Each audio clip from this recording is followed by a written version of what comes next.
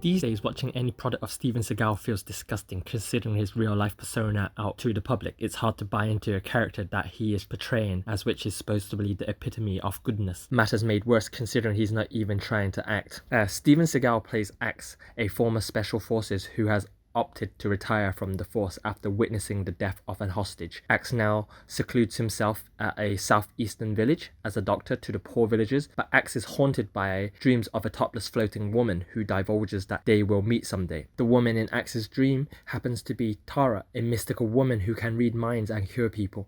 Tara attracts the attention of crime boss Kumon, who has a disease that prevents him from exposure to sunlight and wishes for his ailment to be cured, so he orders the capture of Tara. Tara's father begs Axe for his aid in securing his daughter, and Axe obliges, calling his old team of special forces to help. There's also something about Axe's kung fu brethren, Chunman, who is jealous of Axe because their Siu favours Axe. Attrition marks French director Mathieu Weschler's second feature film after the low-budget film The Borderlands, aka Covert Operations. Weschler and cinematographer Vincent Villard-Baron makes a good collaborative duo, as was evident in their previous collaboration in The Borderlands. They take the low-budget setting and instill some nice camera movements and lighting with great use of shadows. There's some nice tracking shots, especially the scene at the bar where we follow Louis Fan's character and the camera circulates around the set and back onto our character, with another scene playing out in reverse from a meat grinder reversing out into a hand, then the hand reconnect with the body, then to the death of said person. Sadly, the attempts at artistic filming feels at odds with the generic story and choices acting. Steven Seagal plays pretty much the same character he's been playing all these years, the wise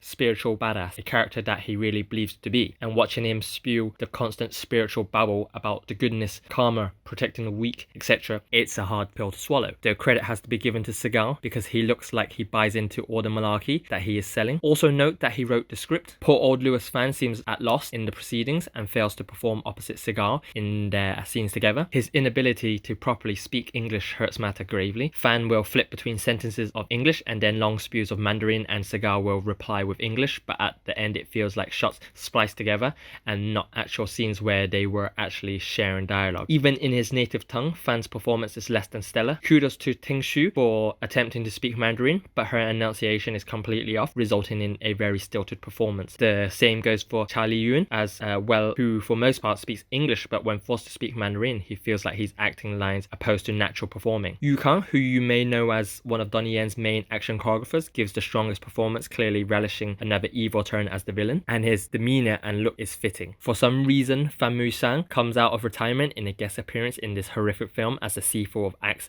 and Chunman, but he is not offered much but a very badly staged plot review. Bit players are all laughably bad and are poorly dubbed in Mandarin, as their lips move, the dialogue don't quite fit their lip movement. During the 50 minutes mark, the actual story kicks in and audience are introduced to a host of new random characters who are part of Axe's crack team. They are all given their own intro cards and names such as Scarecrow, Hollywood, Infidel and Yin Yang slapped across the screen. But this is very misplaced, for such technique was never established before. These characters have no backgrounds or characterization and are brought in pretty late into the film, so it feels hollow. It makes it all the much worse when you watch their ultimate strategy to infiltrate the enemy base in such a generic plan, and none of their team members really contribute in any real expertise. Action is choreographed by Can Aiden, and there are some minor flourishes of creativity, at times drawing inspiration from the Ip Man films, with a bout between Louis Fan and Steven Seagal using the butterfly swords and the long pole, then shifting into sticky hands technique. There's nothing that particularly stands out about the fight, but it's reasonably put together with some nice framing. Further in the film, there's a part where it's clearly trying to rip off Tony Leung's The Grandmaster, with Seagal donning a white hat surrounded by heavy rainpour. He is challenged by Ocean Hall in a very unnecessary scuffle. Probably the biggest highlight of the film is seeing Louis Fan take on multiple thugs during the finale. Fan shows amazing grace and agility, executing his kicks and kung fu flawlessly. This in turn aided by some nice camera framing and editing. Steven Seagal has a throwdown with Yu Kang, and that does not feature anything spectacular in terms of choreography,